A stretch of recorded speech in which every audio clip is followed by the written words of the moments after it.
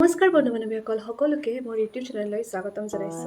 মই ৰেডি হৈছো কলেজ যাবলৈ, কিন্তু তাৰে আগতে আপোনালোক সকলোলৈ এটা বহুত ডাঙৰ ইনফৰমেশ্যন দিব ওলাইছো। ডিএলএডত এডমিশ্যন ল'বলৈ ওলোৱা সকলোৰে বাবে এই 3 মিনিটৰ ভিডিঅ'টো অতি গুৰুত্বপূৰ্ণ।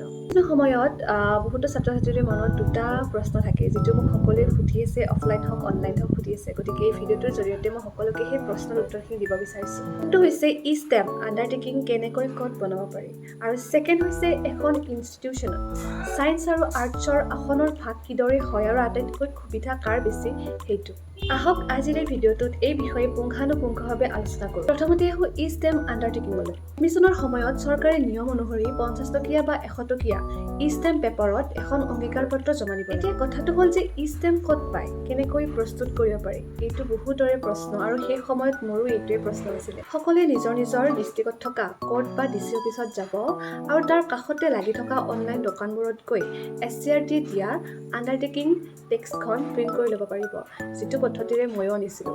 আমাৰ নলবাৰী ডিষ্ট্ৰিক্টত যিসকল ছাত্ৰ ছাত্ৰীয়ে ডিএলএডৰ এক্সাম দিছে আৰু যিবোৰে এডমিশ্যন ল'ব যাব, সেই সকলোকো সেই ছেইম পদ্ধতিয়ে কৈছোঁ যে ডিচি অফিচত যাবা, তাৰ ডিচি অফিচৰ লগতে কেইখনমান দোকান আছে অনলাইন কৰা দোকান, তাত গৈ ক'লে হ'ল যে মোক ষ্টেম এখন লাগে এডমিশ্যন ল'বৰ কাৰণে, এখন দি দিয়ক। প্ৰিণ্ট কৰি আনি তাৰ ভিতৰত থকা বস্তুবোৰ ফিল আপ কৰি কলেজত জমা দিলে হৈ যাব। তাৰ পাছত এজন নোটাৰী পাব্লিকৰ ওচৰলৈ গৈ চহী আৰু চিল এটা মাৰি এফিডেভিট কৰিলোঁ। এতিয়া জানো আহক আণ্ডাৰটেকিংখন আমাক লাগে কিয়। ইয়াৰ জৰিয়তে স্বীকাৰ কৰা হয় যে আপোনাৰ নথিপত্ৰবোৰ সত্য আৰু আপুনি ডিএলএডৰ লগতে আন কোনো ৰেগুলাৰ ডিগ্ৰী একেলগে কৰি থকা নাই। নিশ্চয় আণ্ডাৰটেকিঙৰ ওপৰত থকা কনফিউজনবোৰ শেষ হ'ল। এতিয়া আহোঁ আমি নেক্সট পইণ্টলৈ, আৰু সেইটো হৈছে ছায়েন্স ভাৰ্চেছ আৰ্টছ। ডিএলএডৰ নিয়ম অনুসৰি প্ৰতিখন প্ৰতিষ্ঠানৰে মুঠ আসনৰ 30% হৈছে ছায়েন্সৰ ছাত্ৰ ছাত্ৰীসকলৰ বাবে আৰু 70% হৈছে আৰ্টছ আৰু কমাৰ্চৰ ছাত্ৰ ছাত্ৰীসকলৰ বাবে। এখন ডাইটত 100খন আসন থাকে, তাৰে 30খন হ'ব ছায়েন্সৰ ছাত্ৰ ছাত্ৰীসকলৰ বাবে আৰু 70খন হ'ব আৰ্টছৰ ছাত্ৰ ছাত্ৰীসকলৰ বাবে। আৰু যদি এখন ইনষ্টিটিউটত 50খন আসন থাকে, তাৰে 15খন আসন হ'ব ছায়েন্স ষ্ট্ৰীমৰ ছাত্ৰ ছাত্ৰীসকলৰ বাবে আৰু 35খন আসন হ'ব আৰ্টছ ষ্ট্ৰীমৰ ছাত্ৰ ছাত্ৰীসকলৰ বাবে। এবাৰতো গম পালেই যে কোন ষ্ট্ৰীমৰ ছাত্ৰ ছাত্ৰীসকলৰ বেছি সুবিধা হয়।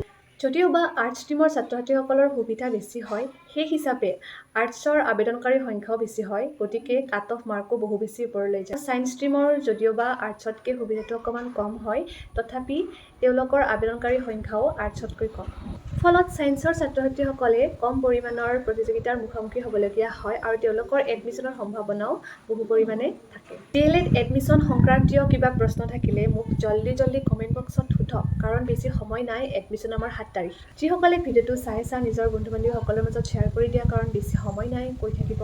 এই ভিডিঅ'টোৰ জৰিয়তে সকলোৱে আণ্ডাৰটেকিং হওক বা ছায়েন্স আৰ্টছৰ বিষয়ে সকলোৱে বুজি পাব। আজি ভিডিঅ'টো ইমানেই আছিলে। যদি ভিডিঅ'টো উপযোগী হোৱা বুলি ভাবে লাইক কমেণ্ট শ্বেয়াৰ কৰিব আৰু মোৰ চেনেলটো ছাবস্ক্ৰাইব কৰিবলৈ নাপাহৰিব, লগতে কাষৰ বেল আইকনটো প্ৰেছ কৰি দিব। আজিলৈ আহিছোঁ, ধন্যবাদ।